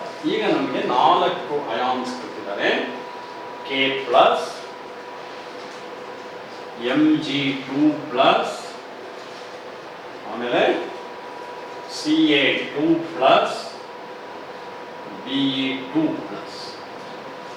ಈಗ ಇವೆಲ್ಲ smaller ions ಆಗಿರೋದ್ರಿಂದ ನಾವು potassium 19th element, 19 minus 1 ಅಂದರೆ 18, 18 ಅಂದರೆ 1s ಇದು 2 8 8, it has got 3 shells. Mg2 plus 12 minus 2 10, 10 ಅಂದರೆ 2 8. Ca2 plus calcium is 20 element, 20 minus 2 ಅಂದರೆ 18, 18 ಅಂದರೆ 2 8 8. Beryllium 4th element, 4 minus 2 2. So it has got one. ಈಗ ನೋಡಿ, this is important. ಈ 4 ಎಲಿಮೆಂಟ್ನಲ್ಲಿ ಸ್ಮಾಲೆಸ್ಟ್ ಇಸ್ ಬೆರಿಲಿಯಂ, ಅದರ ಒಂದೇ ಶೆಲ್. ಸ್ಮಾಲೆಸ್ಟ್ ಅಂದರೆ ಅದರ ಪೋಲರೈಸಿಂಗ್ ಪವರು ಮ್ಯಾಕ್ಸಿಮಮ್ ಇರುತ್ತೆ, ಆದ್ದರಿಂದ ಬೆರಿಲಿಯಂ ಕೊನೆಯಲ್ಲಿ ಬರಬೇಕು. It has got the highest polarising power because it the smallest of the 4. ಅದ್ರ ಹಿಂದ್ಗಡೆ ಯಾವ್ದು ಬರಬೇಕು? ಇದರಲ್ಲಿ 2 ಶೆಲ್ ಇದೆ, ಇವೆರಡಲ್ಲೂ 3 shell. Next smaller is this, ಅದ್ರ ಹಿಂದ್ಗಡೆ Mg2 ಪ್ಲಸ್ ಬರಬೇಕು. ಆಯ್ತಾ? ಸೊ ಆಯ್ತು. ನೆಕ್ಸ್ಟ್ ಇವೆರಡು ಆಯ್ತು. ಈಗ ಇವೆರಡನ್ನ ಇದಕ್ಕೂ 288 ಇದೆ, ಇದರಲ್ಲೂ 288, ಸೇಮ್ ಸೈಜ್. ಸೇಮ್ ಸೈಜ್ ಇದ್ದಾಗ ಏನು ಮಾಡಬೇಕು? ಇನ್ನೊಂದು property, more the charge more the polarising power. So ಇವೆರಡರಲ್ಲಿ ಸೈಜ್ ಸೇಮ್ ಇದೆ, ಚಾರ್ಜ್ ಜಾಸ್ತಿ ಇದೆ, ಇದಕ್ಕೆ ಪೋಲರೈಸಿಂಗ್ ಪವರ್ ಜಾಸ್ತಿ ಇವೆರಡರಲ್ಲಿ. ಸೊ ಇದ್ರ ಹಿಂದ್ಗಡೆ ಇದು ಯಾವುದು Ca2 ಪ್ಲಸ್ ಬರಬೇಕು. Ca2 ಪ್ಲಸ್ ಗಿಂತ ಕಡಿಮೆ K plus. K plus is less than Ca2 plus, less than. ಇನ್ನೊಂದ್ಸತಿ ಹೇಳ್ತೀನಿ ನೋಡಿ. ಈ 4 ನಾನು ಏನು ಮಾಡಿದೆ ಅಂದರೆ, K ಪ್ಲಸ್ ಅಲ್ಲಿ ಎಷ್ಟು ಶೆಲ್ಸ್ ಇದೆ, Mg2 ಪ್ಲಸ್ ಅಲ್ಲಿ ಎಷ್ಟಿದೆ, Ca2 ಪ್ಲಸ್ ಅಲ್ಲಿ ಎಷ್ಟಿದೆ, Be2 ಪ್ಲಸ್ ಅಲ್ಲಿ ಎಷ್ಟು ಬರ್ಕೊಂಡಾಗ ನಂಗೆ ಗೊತ್ತಾಯಿತು Be2 ಪ್ಲಸ್ ಒಂದೇ ಒಂದು ಶೆಲ್ ಇರೋದು ಸ್ಮಾಲೆಸ್ಟ್ ಅಯಾನ್. ಸ್ಮಾಲೆಸ್ಟ್ ಅಯಾನ್ ಅಂದರೆ ಹೈಯೆಸ್ಟ್ ಪೋಲರೈಸಿಂಗ್ ಪವರ್, ಅದಕ್ಕೆ ಕೊನೆಯಲ್ಲಿ ಬರುತ್ತೆ. ಇನ್ಕ್ರೀಸಿಂಗ್ ಆರ್ಡರ್ ಅಂದರೆ ಕೇಳಿದ್ರು ಇನ್ಕ್ರೀಸಿಂಗ್ ಆರ್ಡರ್, ಹಾಗಾಗಿ Be2 ಪ್ಲಸ್ ಕೊನೆಯಲ್ಲಿ ಬರುತ್ತೆ. ಈಗ Be2 ಪ್ಲಸ್ ಬಿಟ್ಟರೆ next small is Mg2 plus, ಅದರಲ್ಲಿ 2 ಶೆಲ್ ಇದೆ, ಆದ್ದರಿಂದ ಅದ್ರ ಹಿಂದ್ಗಡೆ Mg2 ಪ್ಲಸ್. ಇನ್ನು ಉಳ್ಕೊಂಡಿದ್ದು ಇವೆರಡರಲ್ಲಿ ಸೇಮ್ ನಂಬರ್ ಆಫ್ ಶೆಲ್ಸ್ ಇದೆ, size is almost same. Size same ಇದ್ದಾಗ ಚಾರ್ಜ್ನ ಅಬ್ಸರ್ವ್ ಮಾಡಿ. More the charge more the polarising power. Between Ca2 plus and K plus, Ca2 plus has higher polarising power. ಅತ್ಯಂತ ಕಡಿಮೆ ಇರೋದು K plus. So this the K plus, Ca2 plus, Mg2 plus. We are coming to question number 25. Hybridization of nitrogen in NO3 minus NO2 minus and NO2 plus, NO2 minus, NO2 plus and NH3 ಕೇಳಿದ್ದೀನಿ. ಏನು hybridisation? ಆ first session ನಾನು ನಿಮಗೆ hybridisation hack ಕಂಡುಹಿಡಿಯೋದು ಅಂತ ಹೇಳಿಕೊಟ್ಟಿದ್ದೀನಿ. Valence electrons ಮಾಡ್ಕೋಬೇಕು. ನೈಟ್ರೋಜನಲ್ಲಿ 5 valence electrons ಇರುತ್ತೆ, ಆಕ್ಸಿಜನಲ್ಲಿ 6, 3 18 ಆಯಿತು. Negative charge ಇದ್ದರೆ ಒಂದು ಎಕ್ಸ್ಟ್ರಾ ಎಲೆಕ್ಟ್ರಾನ್ ಮಾಡ್ಕೋಬೇಕು. 24 ವೇಲೆನ್ಸ್ ಎಲೆಕ್ಟ್ರಾನ್ಸ್ NO2 ನಲ್ಲಿ. ನೈಟ್ರೋಜನ್ ಅಗೈನ್ 5, ಆಕ್ಸಿಜನ್ಲಿ 6 × 2 12, ಪ್ಲಸ್ ಚಾರ್ಜ್ ಇದ್ದರೆ ಒಂದು ಕಡಿಮೆ ಮಾಡಬೇಕು. Totally 16 electrons. NH3 ನಲ್ಲಿ 5, ಹೈಡ್ರೋಜನಲ್ಲಿ 1 × 3 8. 24ನ 8 ಇಂದ ಡಿವೈಡ್ ಮಾಡಿ 3 ಬರುತ್ತೆ. 16ನ 8 ಇಂದ ಡಿವೈಡ್ ಮಾಡಿ 2 ಬರುತ್ತೆ. 8 ಇದ್ದರೆ 8 ಇಂದ ಡಿವೈಡ್ ಮಾಡಬಾರ್ದು, 2 ಇಂದ ಡಿವೈಡ್ ಮಾಡಬೇಕು. 8ಗಿಂತ ಜಾಸ್ತಿ ಇದ್ದರೆ ಮಾತ್ರ 8 ಇಂದ ಡಿವೈಡ್ ಮಾಡಬೇಕು. 4. ನೆನ್ನೆ ಹೇಳ್ಕೊಟ್ಟಿದ್ದೆ 2 ಬಂದರೆ sp ಹೈಬ್ರಿಡೈಸೇಷನ್, 3 ಬಂದರೆ sp2, 4 ಬಂದರೆ sp3, 5 ಬಂದರೆ dsp3, 6 ಬಂದರೆ d2sp3. ಅದನ್ನ ಫಸ್ಟ್ ಸೆಷನ್ ಹೇಳ್ಕೊಟ್ಟಿದ್ದೇನೆ ಇದು. ಸೊ NO3 ಮೈನಸ್ ಅಲ್ಲಿ sp2, NO2 ಪ್ಲಸ್ ಅಲ್ಲಿ sp, Na3 ನಲ್ಲಿ sp3. ಸೊ NO3 minus sp2, sp, sp3 option A. ನೋಡ್ಕೊಳ್ಳಿ, valence electron 5, 6 into 3 18, negative charge ಅಂದರೆ ಎಕ್ಸ್ಟ್ರಾ 1, ಟೋಟಲಿ 24 ಡಿವೈಡೆಡ್ ಬೈ 8, 3 ಬಂದರೆ sp2. 5, 6 into 2 12, ಮೈನಸ್ 1, ಪ್ಲಸ್ ಇದ್ರೆ minus ಮಾಡಬೇಕು, 16 ಎಲೆಕ್ಟ್ರಾನ್ ಡಿವೈಡ್ ಬೈ 8, 2 ಅಂದರೆ sp. 5 plus 3 8 ಬಂದಾಗ 2 ಇಂದ ಡಿವೈಡ್ ಮಾಡಬೇಕು, ಮೋರ್ ದ್ಯಾನ್ 8 ಬಂದರೆ ಮಾತ್ರ 8 ಇಂದ ಡಿವೈಡ್ ಮಾಡಬೇಕು, 4 ಆಗುತ್ತೆ sp. Yes. Question number 26. Question number 26. ಓದ್ಕೊಡಿ.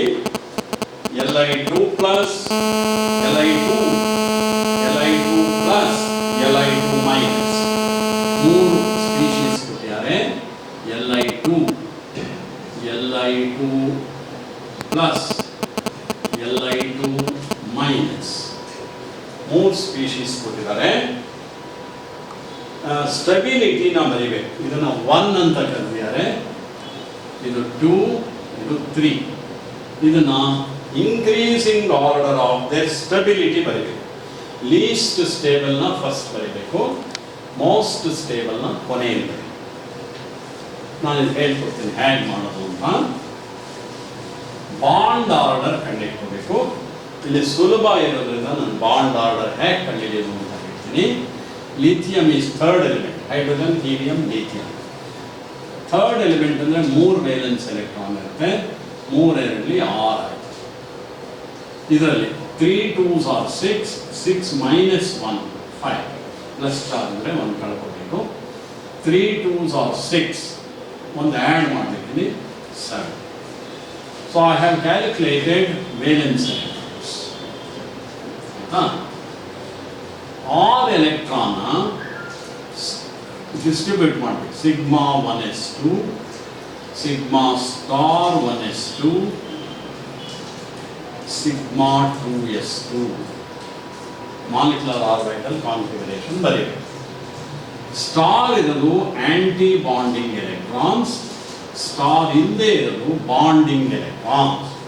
Bonding electrons 4 ಇದೆ, ಆಂಟಿ ಬಾಂಡಿಂಗ್ 2 ಇದೆ. Bond order is bonding electrons minus anti-bonding electrons divided by 2, 1. Li2ಗೆ bond order 1.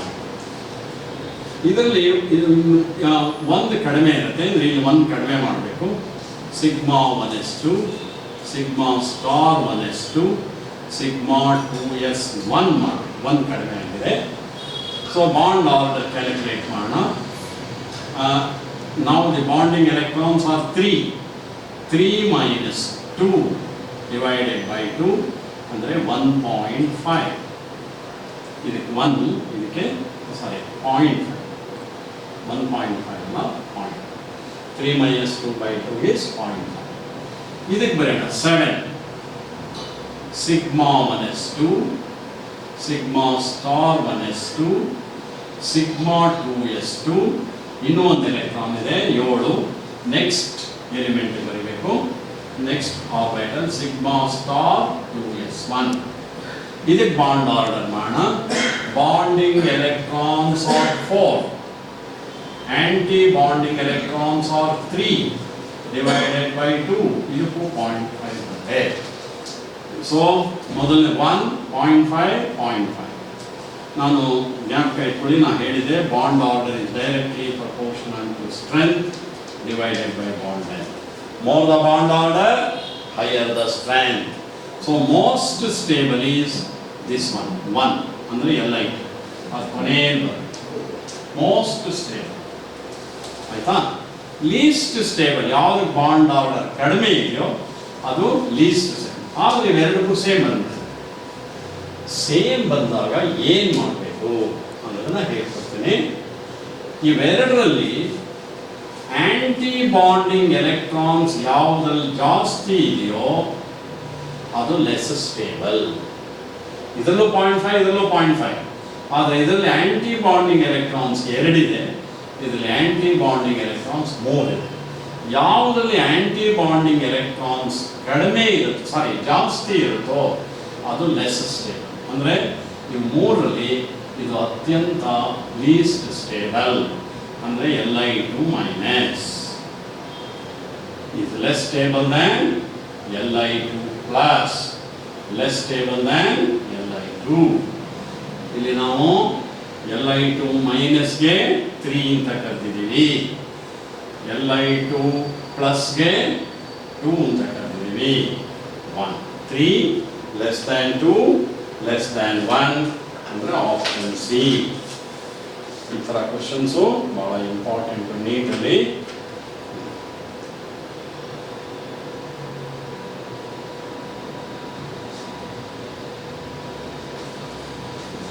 Yes. Now we are moving on to 27th question. 27th question ಸ್ವಲ್ಪ easy ಇದೆ. ಓದ್ಬಿಡಿ 27th question. ನಾವಲ್ಲಿ the molecule having smallest bond angle ಅಂತ 4 option ಕೊಟ್ಟಿದ್ದೀವಿ. AsCl3, SbCl3, ಆಮೇಲೆ PCl3, NCl3 ಅಂತ 4 option ಕೊಟ್ಟಿದ್ದೀವಿ. ನೀವು ಬರೀಬೇಕಾಗಿರೋದು ಸ್ಮಾಲೆಸ್ಟ್ ಬಾಂಡ್ ಆ್ಯಂಗಲ್ ಯಾವುದರಲ್ಲಿದೆ ಅಂತ ಹೇಳಿ. ನೀವು ಅಬ್ಸರ್ವ್ ಮಾಡಿದ್ರೆ ಗೊತ್ತಾಗುತ್ತೆ, ಇವು 4 ಕೂಡ 15th ಗ್ರೂಪ್ ಎಲಿಮೆಂಟ್ಸ್. ಹೌದಾ? Arsenic, antimony, phosphorus, nitrogen. Nitrogen, phosphorus, arsenic, antimony, ಇವಿಷ್ಟು 15th ಗ್ರೂಪ್ ಎಲಿಮೆಂಟ್ಸ್. ಇಲ್ಲಿ ಇವೆಲ್ಲದರಲ್ಲೂ ಔಟರ್ ಮೋಸ್ಟ್ ಶೆಲ್ಲಲ್ಲಿ 5 ಎಲೆಕ್ಟ್ರಾನ್. 15th ಗ್ರೂಪಲ್ಲಿ 5 valence electrons, all of them. Cl3 ಅಂದ್ರೆ ಎಷ್ಟಾಯಿತು? 7 into 3, 21. All halogen 7. 5 plus 21, 26 valence electrons ಇರುತ್ತೆ ಎಲ್ಲದರಲ್ಲೂ. ಹಾಗೆ ಕ್ಲೋರಿನ್, ಹ್ಯಾಲೋಜನ್ 7 into 3, 21 ಎಲ್ಲದರಲ್ಲೂ ಅಷ್ಟೇ. 15th ಗ್ರೂಪ್ ಎಲ್ಲ ಎಲಿಮೆಂಟ್ಸಲ್ಲೂ 5 ಇದೆ. ಫಸ್ಟ್ ಸೆಕ್ಷನಲ್ಲಿ ಹೇಳ್ಕೊಟ್ಟಿದ್ದೀನಿ. ಪಿ ಬ್ಲಾಕ್ ಎಲಿಮೆಂಟ್ಸ್ ಅಲ್ಲಿ group number -10 gives you the number of valence electron. 15 minus 5 minus 10. 26 ನ 8 ಇಂದ ಡಿವೈಡ್ ಮಾಡಿ 8 3s are 24. ರಿಮೈಂಡರ್ 2 ಉಳಿತು. ರಿಮೈಂಡರ್ 2 ಉಳಿದ್ರೆ ತಿರ್ಗಾ 2 ಇಂದ ಡಿವೈಡ್ ಮಾಡಬೇಕು. ಎರಡನೇ ಸಲ ಕೋಶೆಂಟ್ 1 ಬರುತ್ತೆ. ಸೊ ಟೋಟಲಿ 4 ಅಂದರೆ sp3 ಹೈಬ್ರಿಡೈಸೇಷನ್. ಇದೆಲ್ಲದರಲ್ಲೂ sp3 ಹೈಬ್ರಿಡೈಸೇಷನ್ ಆಗಿರುತ್ತೆ. ಅಂದರೆ 109.5 ಡಿಗ್ರಿ ಬಾಂಡ್ ಆ್ಯಂಗಲ್ ಎಕ್ಸ್ಪೆಕ್ಟ್ ಮಾಡ್ತೀವಿ sp3 ಹೈಬ್ರಿಡೈಸೇಷನ್ ಅಲ್ಲಿ. ಆದರೆ ಅದಿರಲ್ಲ ಇಲ್ಲಿ. ಯಾಕೆ ಅಂದರೆ ಸಪೋಸ್ ಇದು ಸೆಂಟರಲ್ಲಿ ಇದೆ ಅಂತ ಇಟ್ಕೊಳ್ಳಿ, ಆರ್ಸೆನಿಕ್ ಆಂಟಿಮನಿ ಆಗೋದು. ಇದು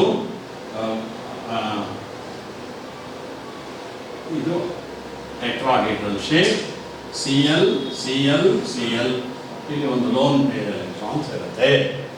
ಈ ಥರ ಇದ್ರೆ ಇದಕ್ಕೆ ಪಿರಮಿಡಲ್ ಮಾಲಿಕ್ಯೂಲ್ಸ್ ಅಂತ ಕರೀತಾರೆ. ಹೀಗಿತ್ತು ಮೇಲ್ಗಡೆ ಒಂದು ಲೋನ್ ಪೇರ್, ಇದನ್ನ ಲೆಕ್ಕಕ್ಕೆ ತಗೋಬಾರ್ದು. ಇದು ಪಿರಮಿಡಲ್ ಲೋನ್ ಪೇರ್ ಎಲೆಕ್ಟ್ರಾನ್ನ ಕನ್ಸಿಡರ್ ಮಾಡಬಾರ್ದು ಶೇಪ್ ಬರೆಯುವಾಗ. So it will be a pyramidal molecule. Pyramidal molecule ಅಲ್ಲಿ ಇದು ಲೋನ್ ಪೇರ್, ಇದು bond. There will be a repulsion between lone pair and bond pair. Lone pair bond pair repulsion ಇರೋದ್ರಿಂದ ಈ lone pair electron ಜಾಸ್ತಿ ಜಾಗವನ್ನು occupy ಮಾಡ್ಕೊಳುತ್ತೆ. So that the halogen atoms come closer. So the bond angle will be less than 109.5 degrees. Due to bond pair lone pair repulsion. ಇವು ಯಾವುದರಲ್ಲೂ 109.5 ಇರೋದಿಲ್ಲ. Lone pair electron ಇರೋದ್ರಿಂದ it will be less than 109.5 all the four. ನಮ್ಮ question ಏನು ಅಂದರೆ ಯಾವುದರಲ್ಲಿ least ಇರುತ್ತೆ. ಒಂದು ರೂಲ್ ಇದೆ, larger the central metal atom, larger the central metal atom,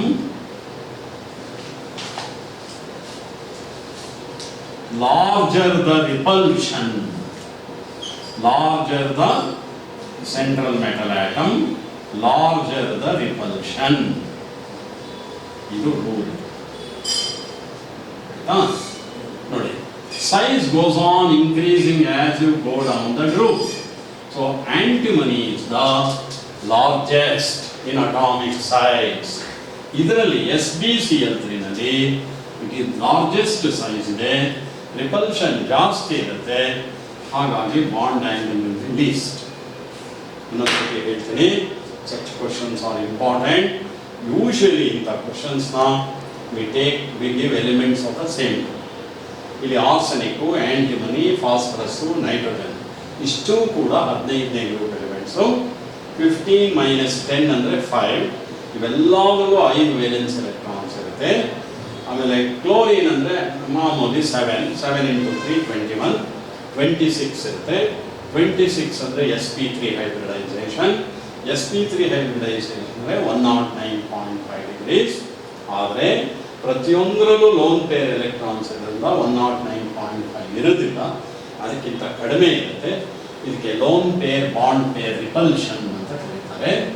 repulsion ಜಾಸ್ತಿ ಇದ್ದಷ್ಟು ಬಾಂಡ್ ಆಂಗಲ್ ಕಡಿಮೆ ಆಗುತ್ತೆ. Higher the size of the central metal atom, higher the repulsion. Therefore, Sb is the largest among these three. These four. Therefore, SbCl3 ಗೆ bond angle ಕಡಿಮೆ ಇರುತ್ತೆ ಈ 4 ಪೈಕಿ. So the answer is B. Moving on to the next question. Question number 28. In which of the following the two species are not isostructural? Very easy. ನಾನು ಈ ಥರ questions ಬೇಕಾದಷ್ಟು ಈಗಾಗಲೇ ಹೇಳ್ಕೊಟ್ಟಿದ್ದೀನಿ. ಈಗ ಆಪ್ಷನ್ ಎ ನೋಡಿ, PCl4 ಪ್ಲಸ್ ಆಮೇಲೆ SiCl4 ಅಂತ ಕೊಟ್ಟಿದ್ದಾರೆ. ನೋಡೋಣ. Phosphorus 5 valence electrons, halogen 7 × 4 28, -1 because of positive charge 32 ಆಯಿತು. ಡಿವೈಡ್ ಬೈ 8, 4 ಬಂದರೆ Sp. Si silicon, carbon, silicon ಇದರಲ್ಲೆಲ್ಲ 4 ವೇಲೆನ್ಸ್ ಎಲೆಕ್ಟ್ರಾನ್ಸ್. 7 + 4 7 × 4 28, 32 ಬೈ 8 4 ಒಂದೇ ಆಯಿತು. ಇದು ಐಸೋಸ್ಟ್ರಕ್ಚರಲ್, ಎರಡು sp3 ಹೈಬ್ರಿಡೈಸೇಷನ್, ಎರಡು ಟೆಟ್ರಾಹೈಡ್ರಲ್.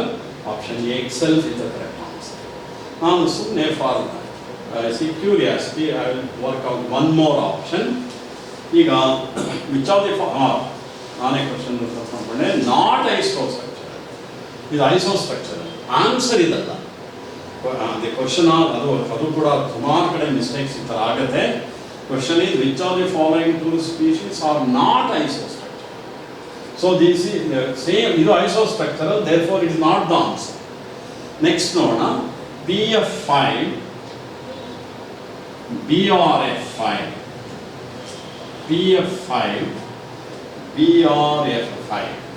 ಫಾಸ್ಫರಸ್ ಮಾಮೂಲಿ 5, ಹ್ಯಾಲೋಜನ್ 7, 7 5 35, 40 ಆಯಿತು. ಡಿವೈಡೆಡ್ ಬೈ 8, 5 ಬಂತು. 5 ಬಂದರೆ DsP3 ಹೈಬ್ರಿಡೈಸೇಷನ್. ಹ್ಯಾಲೋಜನ್ಸಲ್ಲಿ 7 ಇರುತ್ತೆ, ಬ್ರೋಮಿನ್ ಹ್ಯಾಲೋಜನ್ನು, ಇದು ಹ್ಯಾಲೋಜನ್ನು. 7 5s are 35, 42 ಬಂತು. Divide by 8, 8 5s are 40, reminder 2 ಉಳಿತು. ರಿಮೈಂಡರ್ 2 ಉಳಿದ್ರೆ ಅದನ್ನು 2 ಇಂದ ಡಿವೈಡ್ ಮಾಡಬೇಕು. ಎರಡನೇ ಸಲ ಕೋಷಂಟ್ 1 ಬರುತ್ತೆ. ಟೋಟಲಿ 6 ಅಂದರೆ D2sp3 ಹೈಬ್ರಿಡೈಸೇಷನ್. DsP3 ಬಂದರೆ ಟ್ರೈಗೊನಲ್ ಬೈಬ್ರಮೇಟ್, D2sp3 ಬಂದರೆ octahedral, ಆದ್ದರಿಂದ these are not isostructural. ಇದು DsP3 hybridization, ಇದು D2sp3 hybridization, ಆದ್ದರಿಂದ ಅದು ಆನ್ಸರ್. ಫಾರ್ ಕ್ಯೂರಿಯಾಸಿಟಿ ಸೇಕ್ ಇನ್ನೊಂದು ಮಾಡಬೇಡ. AlF6 3 minus AlF6 3 minus and SF6 ಇವೆಲ್ಲ. ಈಗ ಅಲ್ಯೂಮಿನಿಯಂ ಗೊತ್ತಿದೆ ನಿಮಗೆ, ವೇಲೆನ್ಸಿ 3 ಎಲೆಕ್ಟ್ರಾನ್ಸ್, ಹ್ಯಾಲೋಜನ್ ಯಥಾ ಪ್ರಕಾರ 7 ಆಗಲಿ 42 45 equals 48 divide by 8 6 ಅಂದರೆ D2sp3 hybridization.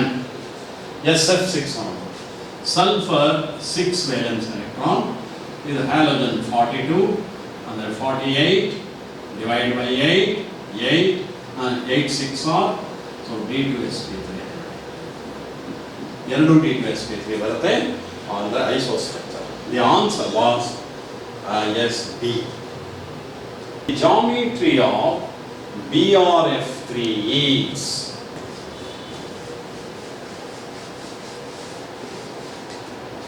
here ಇವೆಲ್ಲ ಕ್ವಶನ್ ಹೈಬ್ರಿಡೈಸೇಷನ್ ಮೇಲೆ. The geometry of BRF3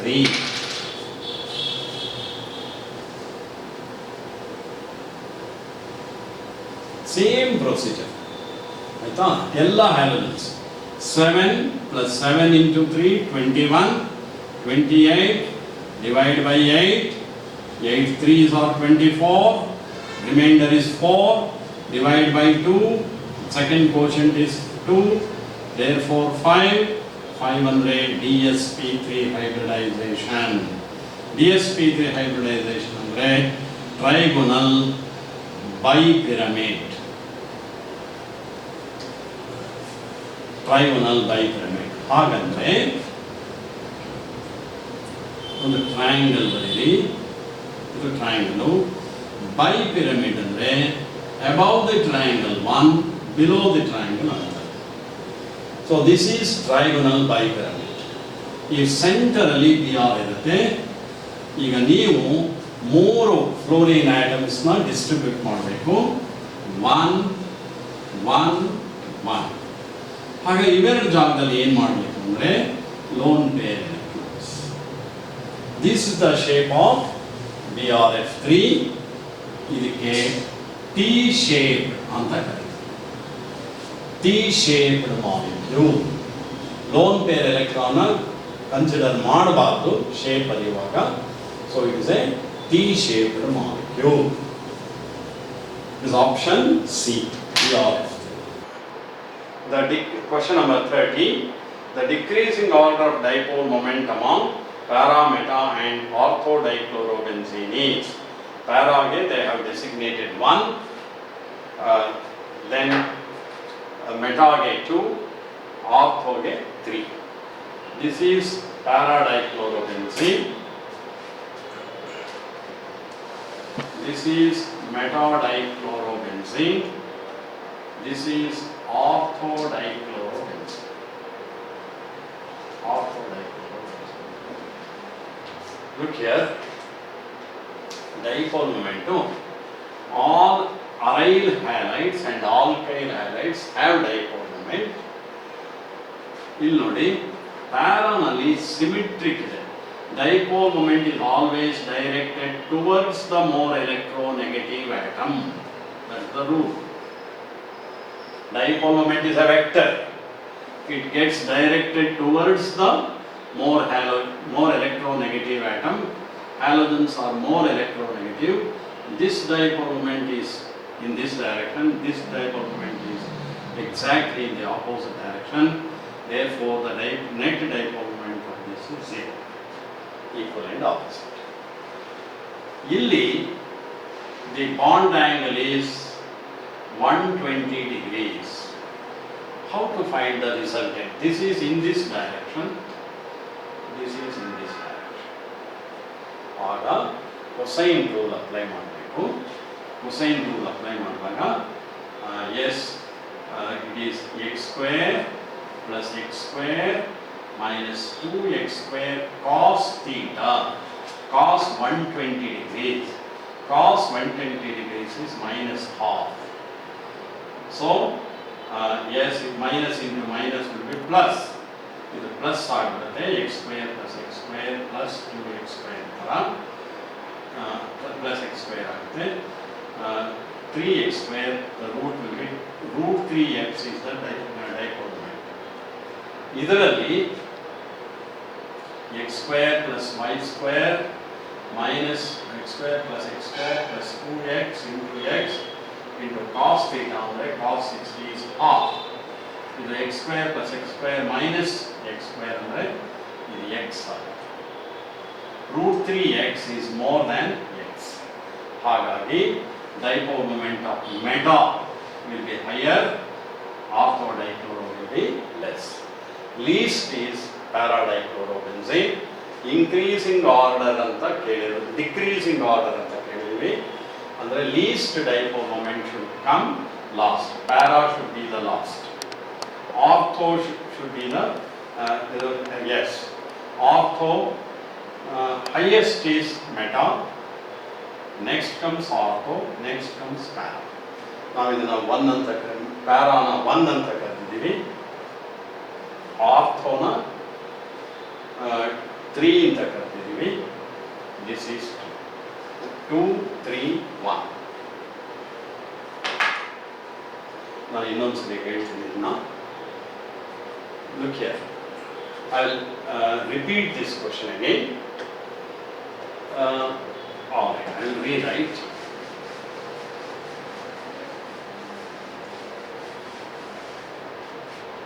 Add one. ಈಗ anyhow you have already once gone through this question. Be attentive and comfortable. This is para-dichlorobenzene. Dipole moment is a vector. It has got a direction. It is always directed towards the more electronegative atom. You can see here two equal and opposite forces cancel with each other. Therefore, the dipole moment will be 0. We have to now decide between meta and ortho. This is meta. This is ortho. Between these two, which has got higher dipole moment? The direction is here. This direction is here. The angle is yes, 360 by 6. Each angle is 60 degrees. 60 plus 6. This angle is 60 degrees. 60 plus 60 ಅಂದರೆ ಮೆಟಾದಲ್ಲಿ 120 degree bond angle ಇರುತ್ತೆ. We have to find the result angles. ನಿಮಗೆ physics ಅಲ್ಲಿ ಹೇಳ್ಕೊಟ್ಟಿದ್ದಾರೆ the resultant of two forces with a bond angle theta is given by a root of a square plus b square minus 2ab cos theta. a square ಅಂದರೆ ಈ force ನಾನು x square ಅಂತ ಹೇಳ್ಕೊಂಡಿದ್ದೀನಿ.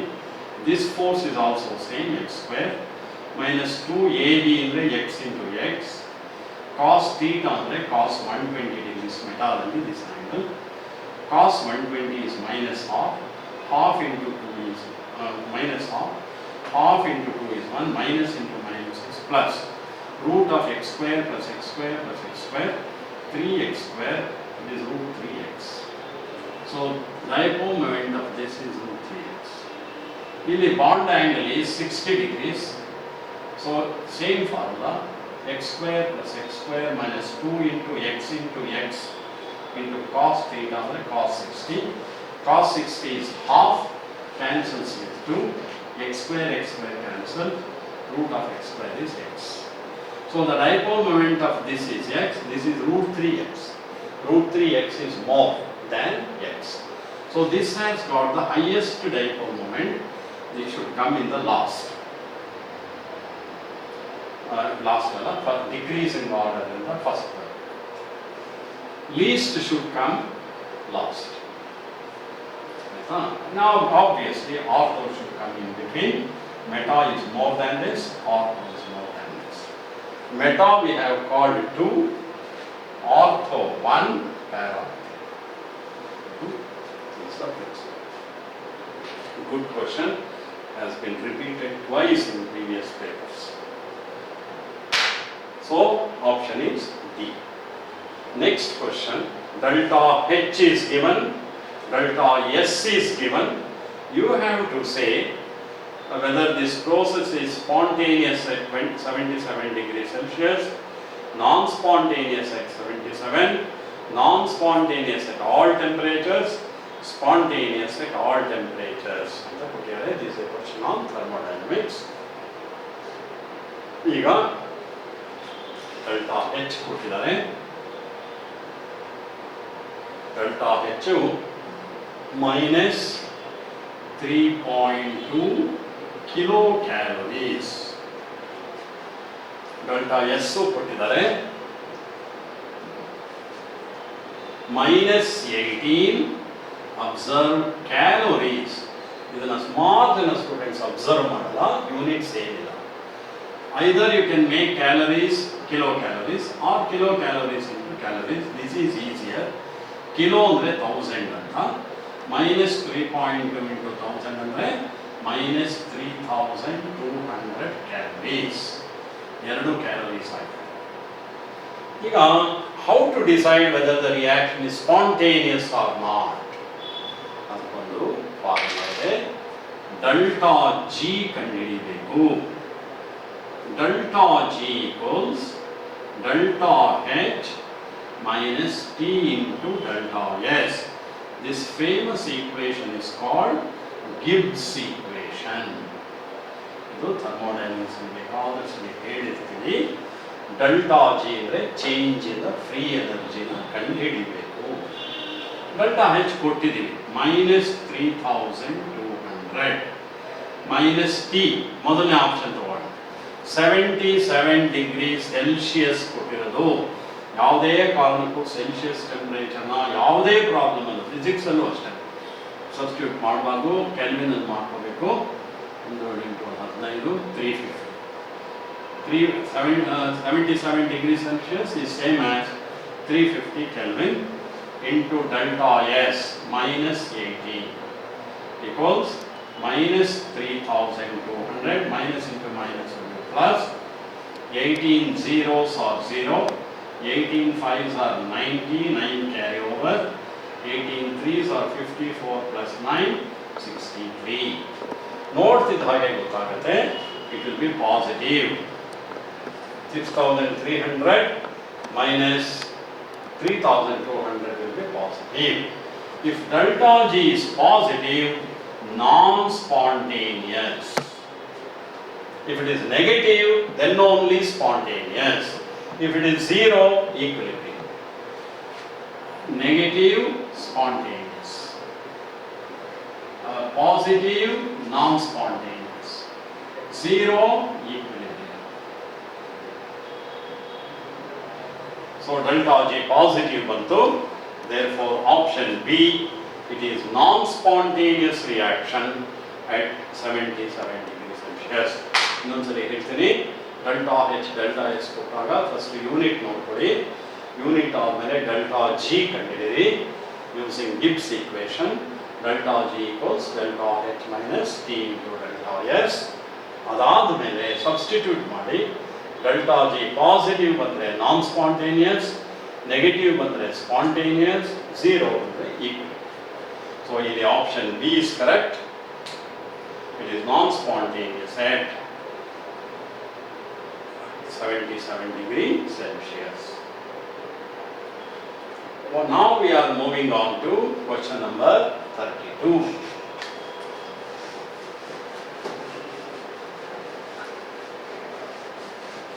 If 1 mole of an ideal gas expands isothermally at 37 degrees Celsius from 15 liters to 25 liters, the maximum work done is, the unit is expected in calories. 1 mole of an ideal gas expands isothermally at 37 degrees Celsius from 15 to 25 liters. Maximum work is done. ಇದಕ್ಕೆ ಒಂದು direct formula ನಿಮಗೆಲ್ಲರಿಗೂ ಗೊತ್ತಿರುತ್ತೆ. The work done during an isothermal expansion is given by minus 2.303 nRT log V2 by V1. ಈ ಫಾರ್ಮುಲಾನ ಮರ್ತೋಗಿದ್ರೆ ಬರ್ಕೋಬೇಕು. The work done during an isothermal expansion is given by minus 2.303 nRT log V2 by V1. ಎಲ್ಲ ಕೊಟ್ಟಿದ್ದೀವಿ ಇಲ್ಲಿ. minus 2.303, n is given as 1 more. R value ಸಾಮಾನ್ಯವಾಗಿ question ಅಲ್ಲಿ ಕೊಟ್ಟಿರ್ತಾರೆ. ನಿಮಗೆ ಎಲ್ಲ ಕಡೆನೂ 8.314 ಅಂತ ಹಾಕೊಂಡು ರೂಢಿ ಆಗಿಬಿಟ್ಟಿರುತ್ತೆ. 99% students know the value of R 8.314 ಅಂತ. ಆದರೆ ಅದು SI ಯೂನಿಟ್ ಅದು. ಇಲ್ಲಿ ಕೇಳಿದ್ರು ಕ್ಯಾಲೋರೀಸಲ್ಲಿ 8.314 ಅಲ್ಲ. ಕ್ಯಾಲೋರೀಸಲ್ಲಿ R value is nearly 2. Bada important, no? Yes. Temperature 37 degrees Celsius andre 310 Kelvin. Log of 1 very good. Idu calories alli 0.08. 310 log of 25 by ಎಷ್ಟು 15. ನೋಡಿ ಇಲ್ಲೊಂದು ಹಿಂಟ್ ಕೊಡ್ತೀನಿ. ಇದನ್ನ 300 ಅಂತ ತಗೋಬಹುದು. 300 into 8 is 2400. ಎರಡು ಡೆಸಿಮಲ್ ಇದೆ. 2400 ಎರಡು ಡೆಸಿಮಲ್ ಇಟ್ಟರೆ 24 ಆಗುತ್ತೆ. Approximately you can take that 24. 300 into 8 2400. 2004 ನಲ್ಲಿ ಎರಡು ಡೆಸಿಮಲ್ಸ್ ಇದೆ 24. ಆ ಥರ ಕ್ವಿಕ್ಕಾಗಿ ಮಲ್ಟಿಪ್ಲೈ ಮಾಡಿ ಇದನ್ನ 2.3 ಅಂತ ತಗೋಬೇಕು. ಇದು 5/3. ನಿಮಗೆ CET ರೂಲ್ಸಲ್ಲಿ ಹೇಳಿರ್ತೀವಿ log 5, log 2, log 3 ಈ ಮೂರು ಬೆಲೆನ ಗ್ಯಾಪ್ ಹಾಕಬೇಕು. ಫಿಸಿಕ್ಸ್ ಅಷ್ಟೇ, ಕೆಮಿಸ್ಟ್ರಿ ಅಷ್ಟೇ. log 2 is 0.3 approximately, 0.7 approximately, 0.48 approximately. ಮೂರು ಗ್ಯಾಪ್ ಹಾಕಬೇಕು ಅಂತ ಪಿಯುಸಿನ ರೂಲ್ಸ್ ಮಾಡಿದ್ದಾರೆ. Into log 5 minus log 3.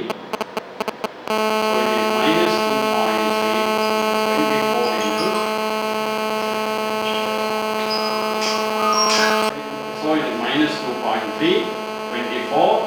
Log 5 is 0.7. This is 0.48. This is minus 2.3 into 24 into 0.2. So approximately 23 the multiply ಮಾಡೋಣ. 23 4s are 92. 46 plus 9 55. And then 55.2 ಆಯಿತು into 0.2. Approximately it is nearly 12. So the answer should be A. Okay students, we are concluding our session here. We have got some more questions left out and we will be discussing in the next session. Come well prepared for the questions that you have already gone through and the questions that we have discussed. Thank you.